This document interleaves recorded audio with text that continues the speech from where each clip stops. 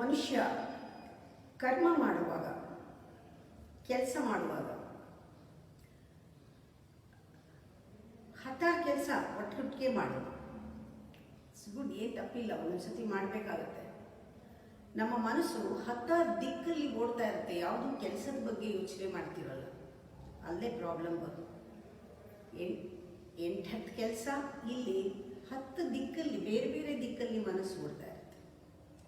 ಅದೇ ಮನಸ್ಸು, ಬುದ್ಧಿ, ಆ ಮನಸ್ಸನ್ನು, ಆ ಕೆಲಸ ಮಾಡ್ತಾ ಇರೋ ಕರ್ಮೇಂದ್ರಿಯವನ್ನು, ಜ್ಞಾನೇಂದ್ರಿಯವನ್ನು, ಆ ಬುದ್ಧಿ ಹತೋಟಿನಲ್ಲಿ ಇಟ್ಕೊಂಡಾಗ ನೀವು ಎಷ್ಟೇ ಕೆಲಸ ಮಾಡಿ ಈಸಿ, ಸುಲಭ ಆಗುತ್ತೆ, ಕ್ಲಾರಿಟಿ ಇರುತ್ತೆ, ಕೆಲಸ ಚೆನ್ನಾಗಾಗುತ್ತೆ, ಕ್ವಾಲಿಟಿ ಇರುತ್ತೆ. ಅದಕ್ಕೇನು ಮಾಡಬೇಕು?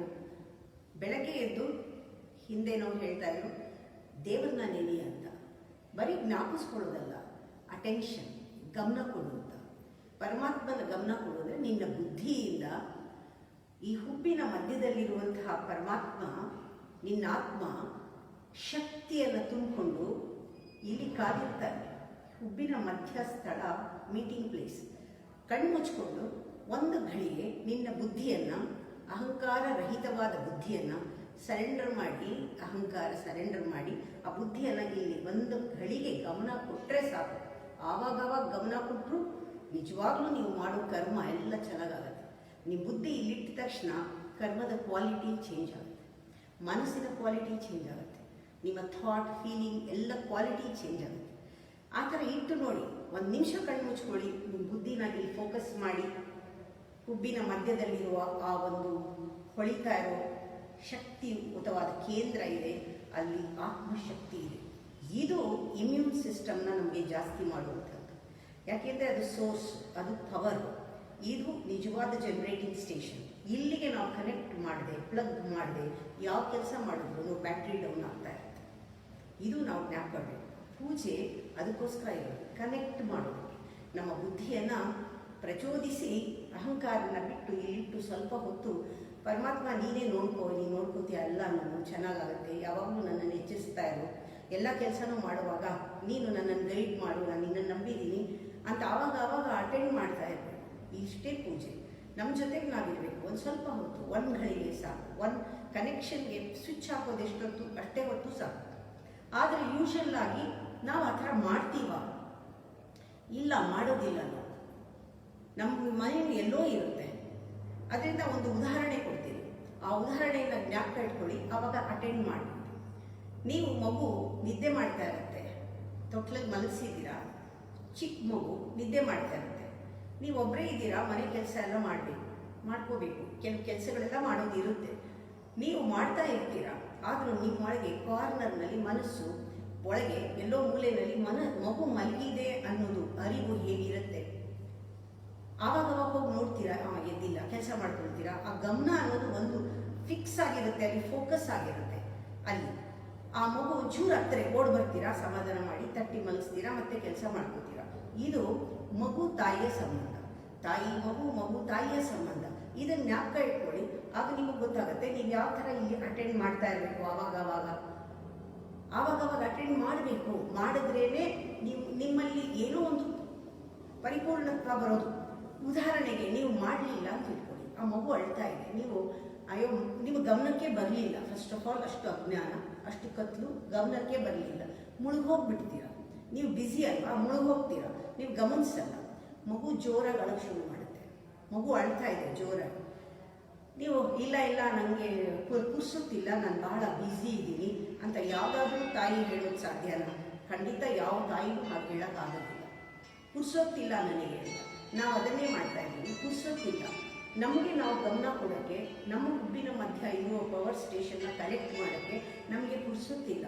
ಅಷ್ಟು ನಾವು ಇನ್ವಾಲ್ವ್ ಆಗಿಬಿಟ್ಟಿದ್ದೀವಿ, ಹೊರಗಡೆ ಇನ್ವಾಲ್ವ್ ಆಗಿದ್ದೀವಿ, ಪುರ್ಸೊತ್ತಿಲ್ಲ. ಇದನ್ನು ನಾವೇನಂತ ಕರಿತೀವಿ? ಆ ಥರ ಇನ್ವಾಲ್ವ್ ಆಗಿದ್ದಾಗ ನನಗೆ ತುಂಬ ಟೆನ್ಷನ್ ಆಗಿದೆ ಅಂತ ಹೇಳ್ತೀವಿ. ನಾವು ಮಗು ಅಳ್ತಾ ಇದೆ, ನನಗೆ ಗಮನ ಇಲ್ಲ, ನನಗೆ ಪುರ್ಸೊತ್ತಿಲ್ಲ ಅಂತ ಹೇಳಲ್ಲ. ನಮ್ಮ ಭಾಷೆಯಲ್ಲಿ ನನಗೆ ಸಿಕ್ಕಾಪಟ್ಟೆ ಟೆನ್ಷನ್ ಆಗಿದೆ, ನಾನು ತುಂಬ ಬ್ಯುಸಿ, ಅದಕ್ಕೋಸ್ಕರ ಟೆನ್ಷನ್ ಆಗಿದೆ ಅಂತ ಹೇಳ್ತೀವಿ. ಆ ಟೆನ್ಷನ್ ಏನಿಲ್ಲ, ಅದು ಮಗು ಅಳ್ತಾ ಇರುತ್ತೆ. ಅಂದರೆ ಆತ್ಮ ದಾಹ ಅಥವಾ ಹಸಿವು ಅಥವಾ ಅದು ಕಾಯ್ತಾ ಇದೆ, ಅದು ಕರೀತಾ ಇದೆ, ನಾವು ಆ ಕಡೆ ಹೋಗ್ತಾ ಇಲ್ಲ. ಹುಬ್ಬಿನ ಮಧ್ಯದಲ್ಲಿ ಇರೋ ಆ ಒಂದು ಶಕ್ತಿ ನಮ್ಮನ್ನು ಕೂಗ್ತಾ ಇದೆ, ನನ್ನ ಅಟೆಂಡ್ ಮಾಡು, ಅಟೆನ್ಷನ್ ಆದರೆ ನಾವು ಕೇರ್ ಮಾಡ್ತಾ ಇಲ್ಲ, ಅದನ್ನು ನಾವು ಟೆನ್ಷನ್ ಅಂತ ಹೇಳ್ತೀವಿ. ಮಗು ಸುಮ್ಮನೆ ಇರಲ್ಲ, ಅದು ಇನ್ನೂ ಜೋರಾಗಿ ಅಳಕ್ಕೆ ಶುರು ಮಾಡಿದಾಗ ನಾವು ಅದನ್ನು ತುಂಬ ಸ್ಟ್ರೆಸ್ ಆಗಿದೆ ಅಂತ ಹೇಳ್ತೀವಿ. ನಮಗೆ ಗೊತ್ತಿಲ್ಲ ಒಳಗಡೆ ಮಗು ಜೋರಾಗಿ ಅಳ್ತಾ ಇದೆ ಅಂತ. ಅಂದರೆ ಅರ್ಥ ಮಗು ಅಂದರೆ ಇಲ್ಲಿ ಆ ಅಟೆನ್ಷನ್ ಜಾಸ್ತಿ ಬೇಕು ಅಂತ ಕೇಳ್ತಾ ಇದೆ, ನಮಗೆ ನಾವು ಅಟೆಂಡ್ ಮಾಡಬೇಕು. ಆದರೆ ನಮ್ಮ ಬುದ್ಧಿ ಅಹಂಕಾರದ ಜೊತೆ ಸೇರಿಕೊಂಡಿದೆ, ಬ್ಯುಸಿ ಇದೆ, ಅದರಿಂದ ನಾವು ಅಟೆಂಡ್ ಮಾಡ್ತಾ ಇಲ್ಲ. ಅದನ್ನೇನು ಹೇಳ್ತೀವಿ, ಟೆನ್ಷನ್ನ ನ್ಯಾಚುರಲ್ ಅಂತ ಹೇಳ್ತೀವಿ. ಕೆಲಸ ತುಂಬ, ಬ್ಯುಸಿ ಜಾಸ್ತಿ, ಟೆನ್ಷನ್ ನಂಗೆ ತುಂಬ ನ್ಯಾಚುರಲ್. ಅದು ಟೆನ್ಷನ್ ಜಾಸ್ತಿ ಆಗಿದ್ದರಿಂದ ನಂಗೆ ಸ್ಟ್ರೆಸ್ ಆಗಿದೆ, ಸ್ಟ್ರೆಸ್ ನ್ಯಾಚುರಲ್ ಆಯಿತು. ಮಗು ಏನು ಮಾಡುತ್ತೆ ಇವಾಗ, ಕಂಟಿನ್ಯೂಸ್ ಆಗಿ ಅಳ್ತಾನೇ ಇದೆ ಒಳಗಡೆ. ಅಂದರೆ ಅರ್ಥ ಇಲ್ಲಿ ಅಟೆನ್ಷನ್ ಕೇಳ್ತಾನೇ ಇದೆ, ಜನ್ಮದದು ಕೇಳ್ತಾನೇ ಇದೆ, ನಾವಿನ್ನೂ ಕೊಡ್ತಾ ಇಲ್ಲ. ಅವಾಗ ಏನಾಯಿತು, ಡಿಪ್ರೆಷನ್ ಆಯಿತು. ನಾವು ಅದನ್ನು ಡಿಪ್ರೆಷನ್ನ ಏನು ಹೇಳ್ತೀವಿ, ತುಂಬ ಬ್ಯುಸಿ, ತುಂಬ ಸ್ಟ್ರೆಸ್ ಆಗಿ ನನಗೆ ಡಿಪ್ರೆಸ್ ಆಗಿದೆ. ಇವಾಗ ಡಿಪ್ರೆಷನ್ನು ನ್ಯಾಚುರಲ್ ಅನ್ನೋ ಸ್ಥಿತಿಗೆ ಬಂದಿದೆ. ಈಗ ಒಳಗಡೆ ಆತ್ಮ ಅನ್ನೋದು ಮಗು, ಆ ಆತ್ಮ ಈಗ ಅಳ್ತಾ ಇಲ್ಲ, ಕಿರ್ಚ್ತಾ ಇಲ್ಲ, ಜೋರಾಗಿ ಅರ್ಚಿ ಕೈಕಾಲು ಮುಸ್ದು ಗಲಾಟೆ ಮಾಡ್ತಾ ಇದೆ. ಇವಾಗ ಡಿಪ್ರೆಷನ್ ಸ್ಟೇಟ್ ಆಯಿತು, ನ್ಯಾಚುರಲ್ ಅಂತ ಬಿಟ್ಟಿದ್ದೀವಿ. ಇವಾಗ ಏನನ್ಸುತ್ತೆ, ಹುಚ್ಚು ಅಂತಾರೆ. ಇದು ಆಗಿರೋದು ಎಲ್ಲ ಕಡೆಯೂ ಹುಚ್ಚು. ಇವಾಗ ಏನಂತೀವಿ, ಇಲ್ಲ ಅದು ಕಲಿಯುಗ, ಅದಕ್ಕೆ ಆಗಿರೋದು. ಕಲಿಯುಗದಲ್ಲಿ ಎಲ್ಲರೂ ಹೀಗೆ ಇರೋದು, ಇದು ನ್ಯಾಚುರಲ್ ಅಂತ. ಕಲಿಯುಗ ಅದಕ್ಕೆ ಕಾರಣ ಯಾರು, ನಾವು ನಮ್ಮ ಆತ್ಮನ ಶಕ್ತಿಯನ್ನು ತಗೊಂಡು ನಾವು ನಮ್ಮ ಇಮ್ಯೂನ್ ಸಿಸ್ಟಮ್ನ ಜಾಸ್ತಿ ಮಾಡ್ಕೊಳ್ತಿಲ್ಲ ಶಕ್ತಿ, ಅದರಿಂದ ವೀಕ್ ಆಗಿರೋದೇ ನಾವು ನಮ್ಮ ಕಲಿಯುಗ, ಈ ರೀತಿ ಕಲಿಯುಗ ಬಂದಿರೋದಕ್ಕೆ ಕಾರಣ. ಇದರಿಂದ ಏನಾಗಿದೆ, ಟೆನ್ಷನ್, ಕೋಪ ಬಂದೇ ಬರುತ್ತೆ. ಕೋಪ ಬಂದಾಗ ಯಾವಾಗಲೂ ಬರ್ತಿತ್ತು, ಇವಾಗ ದಿನ ಬರುತ್ತೆ, ದಿನದಲ್ಲಿ 10 ಸತಿ ಬರುತ್ತೆ, ಇಲ್ಲ ಕೋಪ ಯಾವಾಗಲೂ ಇರುತ್ತೆ. ಆ ರೀತಿ ಆಗಿದೆ ಇವಾಗ ಆ ಸ್ಥಿತಿ. ಇದರಿಂದ ನಿಮ್ಮ ಮಾತಲ್ಲಿ ವ್ಯತ್ಯಾಸ, ನಿಮ್ಮ ಮಾತಿನ ಧಾಟಿಯಲ್ಲಿ ವ್ಯತ್ಯಾಸ, ಮಾತಾಡುವಾಗ ಅದರಲ್ಲಿ ಆ ಧ್ವನಿಯಲ್ಲಿ ವ್ಯತ್ಯಾಸ, ಅದರಲ್ಲಿ ಉಪಯೋಗಿಸೋ ಭಾಷೆಯಲ್ಲಿ ವ್ಯತ್ಯಾಸ, ನಿಮ್ಮ ಭಾವನೆಯಲ್ಲಿ ವ್ಯತ್ಯಾಸ, ಎಲ್ಲ ನೆಗೆಟಿವಿಟಿ ಬರೋದಿಲ್ವಾ. ಇದೊಂದು ಫ್ಯಾಮಿಲಿ ಥರ ಇದೆ. ನಿಮಗೆ ದುರ್ಬಲ ಫ್ಯಾಮಿಲಿನ ಜಾಗ ಕೊಟ್ಟಿದ್ದೀರಾ, ಅಹಂಕಾರ ಅದಕ್ಕೆ ಹೆಡ್. ಇನ್ನು ಮಿಕ್ಕಿದ ಗುಣಗಳೆಲ್ಲ ಸ್ಟ್ರೆಸ್ಸು, ಸ್ಟ್ರೈನು, ಇರಿಟೇಷನ್ನು, ಹೇಟು, ನಿಮ್ಮ ಹರ್ಟು ಎಲ್ಲ ಸೇರ್ಕೊಳ್ಳುತ್ತೆ. ಇದಿಷ್ಟು ಒಂದು ಫ್ಯಾಮಿಲಿ. ಒಂದು ಹೋದರೆ ಎಲ್ಲ ಹೋಗುತ್ತೆ. ಯಾವಾಗ ನಮ್ಮಲ್ಲಿ ಆತ್ಮನಿರ್ಭರತೆ ಬರುತ್ತೆ, ಆತ್ಮಶಕ್ತಿ ಹೆಚ್ಚಾಗುತ್ತೆ, ಆವಾಗ ಆತ್ಮನನ್ನು ಕನೆಕ್ಟ್ ಮಾಡ್ತೀವಿ ಬುದ್ಧಿ. ಆಗ ನಮ್ಮಲ್ಲಿ ಆ ಒಳಗಡೆಯಿಂದ ಶಕ್ತಿ ಬರೋಕ್ಕೆ ಶುರು ಆದಾಗ, ಬುದ್ಧಿ ಚುರುಕಾದಾಗ, ಪ್ರಜ್ಞೆ ಬಂದಾಗ ಈ ಫ್ಯಾಮಿಲಿ ಕಂಪ್ಲೀಟಾಗಿ ಹೊರಟೋಗುತ್ತೆ. ಇದು ಒಂದು ಹೋದರೆ ಎಲ್ಲ ಹೋದಂಗೆ, ಒಂದು ಬಂದರೆ ಎಲ್ಲ ಬಂದಂಗೆ, ಅಷ್ಟು ಒಗ್ಗಟ್ಟಿದೆ. ನಮಗೆ ಬೇಕಾಗಿರೋದು ಹೆಲ್ದಿ ಫ್ಯಾಮಿಲಿ. ಹೆಲ್ದಿ ಫ್ಯಾಮಿಲಿ ಅಂದರೆ ನಾವು ನ್ಯಾಚುರಲ್ ಯಾವುದು, ಆತ್ಮಶಕ್ತಿ ಅನ್ನೋದು ನ್ಯಾಚುರಲ್ಲು, ನಮಗೆ ಮನಸ್ಸಿಗೆ ಸಂತೋಷ ಇರೋದು ನ್ಯಾಚುರಲ್ಲು, ಸುಂದರವಾದ ಒಂದು ಸಂಬಂಧ ಇರೋದು ನ್ಯಾಚುರಲ್ಲು, ಒಳ್ಳೆ ವ್ಯವಹಾರ, ಒಳ್ಳೆ ವಾತಾವರಣ ನಾವು ಸೃಷ್ಟಿ ಮಾಡೋದು ನ್ಯಾಚುರಲ್ಲು, ನಾವು ಆನಂದವಾಗಿರೋದು, ಈಸಿಯಾಗಿರೋದು ನ್ಯಾಚುರಲ್ಲು, ಬ್ಯುಸಿಯಾಗಿರೋದು ಅಲ್ಲ. ಇದು ನಮಗೆ ಗೊತ್ತಾಗಬೇಕಲ್ಲ. ಇನ್ನೊಂದು ಫ್ಯಾಮಿಲಿ ಇದೆ, ಆರೋಗ್ಯಕರವಾದ ಫ್ಯಾಮಿಲಿ ಇದೆ. ಅದು ಒಂದು ಗುಣ ಬಂದರೆ ಎಲ್ಲ ಬರುತ್ತೆ, ಕರುಣೆ, ದಯೆ, ಪ್ರೇಮ, ಶಾಂತಿ ಎಲ್ಲ ಬರುತ್ತೆ. ನೀವು ಡಿಸೈಡ್ ಮಾಡಬೇಕು ಯಾವ ಫ್ಯಾಮಿಲಿಗೆ ನೀವು ಜಾಗ ಕೊಡ್ತೀರಾ ಅಂತ. ನಮ್ಮ ಬುದ್ಧಿ ಯಾವಾಗ ಅಹಂಕಾರದ ಜೊತೆ ಇರುತ್ತೆ, ಒಂದು ಫ್ಯಾಮಿಲಿನ ಎಂಟರ್ಟೈನ್ ಮಾಡ್ತೀವಿ. ಯಾವಾಗ ಆ ಬುದ್ಧಿ ಇಲ್ಲಿ ಬಂದು ಕನೆಕ್ಟ್ ಆಗುತ್ತೆ, ಆಗ ಇನ್ನೊಂದು ಫ್ಯಾಮಿಲಿನ ನಾವು ಎಂಟರ್ಟೈನ್ ಮಾಡ್ತೀವಿ. ಆದರೆ ಈಗ ಜನ ಆ ಒಂದು ಆ್ಯಟಿಟ್ಯೂಡ್ ಬಂದ್ಬಿಟ್ಟಿದೆ, ನಾನು ತುಂಬ ಬ್ಯುಸಿ ಅಂತ. ಅದು ಇಲ್ healthy mind says I am very busy. ಖಂಡಿತವಾಗ್ಲೂ ಈಸಿಯಾಗಿ ಜೀವನ ಮಾಡೋಕ್ಕಾಗದೇ ಇರೋದು. It is A kind of turbulence in the mind. ಅದು ಒಂದು ಆ್ಯಟಿಟ್ಯೂಡ್ ಅಷ್ಟೇ. ಇದು ಒಂದು ರೀತಿ ಒಂಥರ ಒಂದು ರೀತಿಯ ಅದಕ್ಕೇನು ಹೇಳ್ಬೋದು ಅಂದರೆ ಪ್ರೆಸ್ಟೀಜ್, ಒಂದು ರೀತಿಯ ನನಗೆ ತುಂಬ ಬ್ಯುಸಿ ಅಂದರೆ ಒಂದು ದೊಡ್ಡಸ್ತಿಕೆ ಅಂತ. ಕರೆಕ್ಟ್, ದೊಡ್ಡಸ್ತಿಕೆ ಅಂತ ಅಂದ್ಕೊಳ್ತಿದ್ದೀನಿ ಅದನ್ನು. ನಾನು ತುಂಬ ಬ್ಯುಸಿ. ಯಾರಾದರೂ ನಾನು ಈಸಿ ಇದೆ, ಸಿಂಪಲ್ ಇದೆ, ಆರಾಮಿದೆ ಅಂದರೆ ಇವ್ರದ್ದೇನು ಕೆಲಸನೇ ಇಲ್ಲ, ಏನೂ ಮಾಡ್ತಾನೆ ಇಲ್ಲ ಅಂತ. ಹಂಗೆ ನೋಡಿದ್ರೆ ಇವರೇ ಜಾಸ್ತಿ ಕೆಲಸ ಮಾಡೋಕ್ಕೆ ಸಾಧ್ಯ ಈಸಿಯಾಗಿ. ಅವ್ರು ಏನು ಹೇಳಲ್ಲ, ಎಲ್ಲ ಮಾಡಿರ್ತಾರೆ. ಒಂದೆರಡು ಕೆಲಸ ಮಾಡಿಬಿಟ್ಟು ಎಲ್ಲದಕ್ಕೂ ಬ್ಯುಸಿ. ಯಾವಾಗಲೂ ಹೀಗೆ ತಡ್ತಾರೆ ಪಡ. ಅಲ್ಲಿ ಏನೂ ಆಗಿರಲ್ಲ, ಅಲ್ಲಿ ಏನು ಕೆಲಸ ಇಲ್ಲ, ಎರಡೇ ಕೆಲಸ ಆಗಿರೋದು. ಇಷ್ಟೆಲ್ಲ ನೋಡಿದ್ರು 2-3 ಕೆಲಸ ಆಗಿರುತ್ತೆ, ಅವ್ರು ಏನೂ ಮಾಡಿರಲ್ಲ. Busy is A feeling. It is a turbulent mind, not calm mind. It is ill health. It is an attitude. ಆ ಬ್ಯುಸಿ ಬಂದಿರೋದ್ರಿಂದಾನೇ, ಅದರಿಂದಾನೇ ನಾವು ನಮ್ಮನ್ನು ಅಟೆಂಡ್ ಮಾಡೋಕ್ಕೆ ಪುರ್ಸೊತ್ತಿಲ್ಲ. ನಾವು ಹೇಳ್ತಾ ಇದ್ವಿ ಬಾಡಿಗೆ ನಾನು ಬ್ಯುಸಿ, ನನ್ನ ಮೈಂಡ್ ಹೇಳ್ತಾ ಇದ್ದೀವಿ ನಾವು ಬ್ಯುಸಿ. ನಾನು ಎಲ್ಲದಕ್ಕೂ ಹೇಳ್ತಾ ಇದ್ದೆ ನಾನು ಬ್ಯುಸಿ, ನಾನು ಬರೋಕ್ಕಾಗಲ್ಲ, ಯಾಕೆಂದರೆ ಕೆಲಸ ಮಾಡಿರಲ್ಲ, ಅದು ಫೀಲಿಂಗ್ ಅಷ್ಟೇ. ಈ ಕಡೆ ನಿಮ್ಮಿಂದ ಕೆಲಸನೂ ಆಗಲ್ಲ, ಆ ಬಿಸಿನೆಸ್ ತಲೆನಲ್ಲಿ ಇಟ್ಕೊಂಡು ಕೆಲಸ ಮಾಡಿದ್ರು ಒಳ್ಳೇದು ಆಗಲ್ಲ, ಅದು ಕರ್ಮಯೋಗನೂ ಆಗಲ್ಲ. ಹೀಗಾಗಿ ಎಲ್ಲ ಕಾಯಿಲೆ ಬಂದಿರೋದಕ್ಕೆ ಇದೇ ಕಾರಣ. ಡಾಕ್ಟರ್ ಹತ್ರ ಹೋಗಿ ಡಾಕ್ಟರ್ ಹೇಳ್ತಾರೆ ಏನು ಮಾಡೋಕ್ಕಾಗತ್ತೆ, ಇದು ಇವಾಗ ಕಾಲನೇ ಹಂಗಿದೆ, ಲೈಫ್ ಸ್ಟೈಲೇ ಹಂಗಿದೆ, ಸಮಾಜನೇ ಹೀಗಿದೆ, ಟೆನ್ಷನ್ ನ್ಯಾಚುರಲ್ ಬಿಡಿ, ಕೋಪ ನ್ಯಾಚುರಲ್ಲು, ಎಲ್ಲ ನ್ಯಾಚುರಲ್ ಅಂತ ಹೇಳೋ ಡಾಕ್ಟ್ರೇ ಇದ್ದಾರೆ.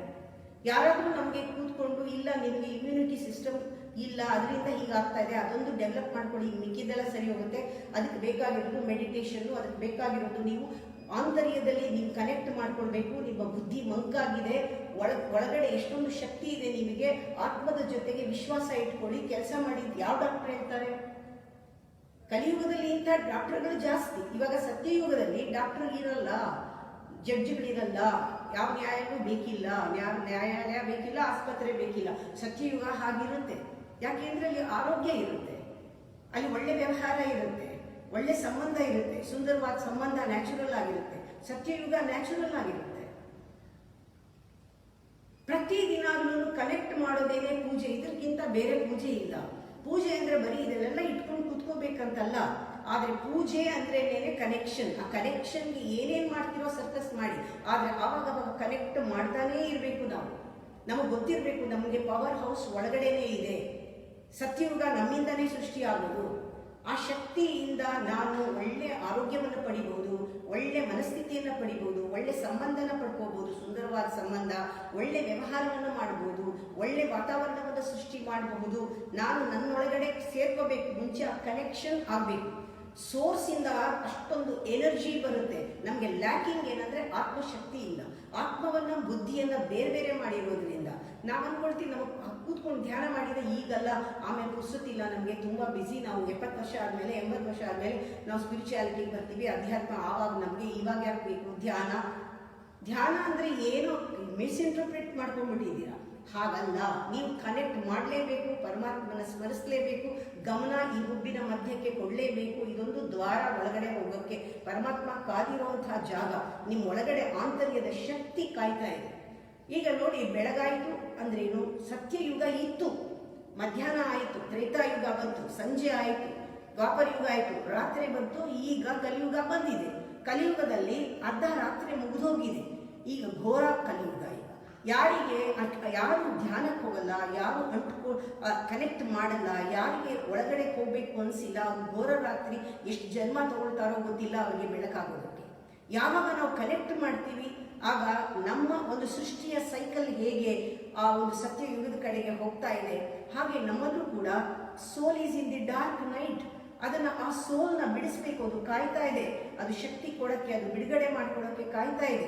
ನಾವು ಪ್ರತಿ ಮೆಡಿಟೇಷನ್ನಲ್ಲೂ ಅಧ್ಯಾತ್ಮದ ಹೆಸರಿನಲ್ಲಿ, ಸ್ಪಿರಿಚುಯಾಲಿಟಿ ಹೆಸರಿನಲ್ಲಿ ನಾವು ಏನೋ ಬರೀ ಆಚರಣೆ ಮಾಡಿ ಮೋಸ ಮಾಡ್ಕೊಳ್ಳದೆ ನಮ್ಮನ್ನು ನಾವು ಕನೆಕ್ಟ್ ಮಾಡಿ ನಾವು ನಮ್ಮ ಆತ್ಮ ಸಂಶೋಧನೆಯನ್ನು ಪ್ರಾರಂಭ ಮಾಡಬೇಕು. ನಮ್ಮನ್ನು ನಾವು ಪರೀಕ್ಷೆ ಮಾಡ್ಕೊಳ್ಬೇಕಾದ್ರೆ ನಮ್ಮನ್ನು ಕನೆಕ್ಟ್ ಮಾಡಬೇಕು. ಅವಾಗ ಗೊತ್ತಾಗುತ್ತೆ ನಮಗೆ ಡಿಫ್ರೆನ್ಸ್ ಏನು. ಅಹಂಕಾರಕ್ಕೆ ನಾವು ಜಾಸ್ತಿ ಜಾಗ ಕೊಟ್ಟರೆ ಯಾವ ರೀತಿ ಬಿಸಿನೆಸ್ ಬರುತ್ತೆ, ಆ ಬಿಸಿನೆಸ್ ಇಂದ ಕೋಪ ತಾಪಗಳು ಎದ್ದು ಯಾವ ರೀತಿ ಟೆನ್ಷನ್ನು ಹುಚ್ಚಿಡಿಯುತ್ತೆ, ಟೆನ್ಷನಿಂದ ಕೊನೆಯಲ್ಲಿ ಯಾವ ರೀತಿ ನಾವು ಆತ್ಮದ ಜೊತೆ ಕನೆಕ್ಟ್ ಮಾಡ್ಕೊಂಡಿದ್ರೆ ಎಷ್ಟು ವಾತಾವರಣ, ಯಾವ ರೀತಿ ಕ್ವಾಲಿಟಿ ಇರುತ್ತೆ ನಾವು ಮಾಡೋ ಕೆಲಸ, ನಮ್ಮ ಪಾಸಿಟಿವ್ ವೈಬ್ರೇಷನ್ಸ್ ಏನೇನು, ಇದನ್ನೆಲ್ಲಾನು ನೀವು ಗಮನಿಸಕ್ಕೆ, ಎರಡೂ ಸ್ಥಿತಿಯನ್ನು ಗಮನಿಸಕ್ಕೆ, ನಿಮ್ಮ ಬುದ್ಧಿಯನ್ನ, ಮಂಕಾಗಿರೋ ಬುದ್ಧಿಯನ್ನು ಶಾರ್ಪ್ ಮಾಡೋದಕ್ಕೆ, ಅಹಂಕಾರವನ್ನು ಬಿಡಿಸೋದಕ್ಕೆ, ಒಳಗಡೆ ಹೋಗಿ ನೀವು ಕನೆಕ್ಟ್ ಮಾಡೋದಿದೆಯಲ್ಲ ಅದೇ ಇರೋದು. ಪರಮಾತ್ಮನೇ ಎಲ್ಲ ಸರ್ವಸ್ವ ಅಂತೀರಾ, ಪರಮಾತ್ಮ ದೇವರು ಅಂತೀರಾ, ಪರಮಾತ್ಮ ತಂದೆ ತಾಯಿ ಅಂತೀರಾ. 1-2 ನಿಮಿಷ ಟೈಮ್ ಕೊಡಿ, ಅದು ಕೇಳ್ತಾ ಇದೆ, ಅದು ಕಾಯ್ತಾ ಇದೆ ನಿಮಗೋಸ್ಕರ. ಹುಬ್ಬಿನ ಮಧ್ಯದ ಜಾಗ ಮನುಷ್ಯನಿಗೆ ಶ್ರೇಷ್ಠವಾದ ಒಂದು ಅಮೃತ ಬಿಂದು ಇರೋ ಜಾಗ. ಇಲ್ಲಿ ಕನೆಕ್ಟ್ ಮಾಡಿ 2 ನಿಮಿಷ ಕಣ್ಮುಚ್ಕೊಂಡು ಕನೆಕ್ಟ್ ಮಾಡಿದ್ರೆ ನಿಮಗೆ ಗೊತ್ತಾಗುತ್ತೆ ಅದ್ಭುತವಾದ ಶಕ್ತಿ, ಅದ್ಭುತವಾದ ಬೆಳಕು, ಅದ್ಭುತವಾದ ಆನಂದ. ಎಲ್ಲಿಗೂ ಹೋಗಬೇಕಾಗಿಲ್ಲ. ಸತ್ಯಯುಗದ ಬೆಳಕು ದಿಕ್ಸೂಚಿ ನಿಮ್ಮ ಹುಬ್ಬಿನ ಮಧ್ಯದಲ್ಲೇ ಇದೆ. ನೀವು ಸತ್ಯಯುಗಕ್ಕೆ ಕಾಯಬೇಕಾಗಿಲ್ಲ. ಆಲ್ರೆಡಿ ಮುಳ್ಳು ಅಲ್ಲಿ ಬಂದುಬಿಟ್ಟಿದೆ, ಅದು ನಿಮ್ಮ ಕೈನಲ್ಲಿದೆ. ಅದಕ್ಕೆ ಒಂದು ಚೂರು ಮುಂದಕ್ಕೆ ಹೋಗೋಕ್ಕೂ ಜನ್ಮಾಂತರಗಳು ಬೇಕಾಗುತ್ತೆ. ಆದರೆ ಡಿಸೈಡ್ ಮಾಡಿದ್ರೆ, ಇವತ್ತಿಂದಲೇ ಪ್ರಾರಂಭ ಮಾಡಿದ್ರೆ ಇವತ್ತೇ ಸಾಧ್ಯ.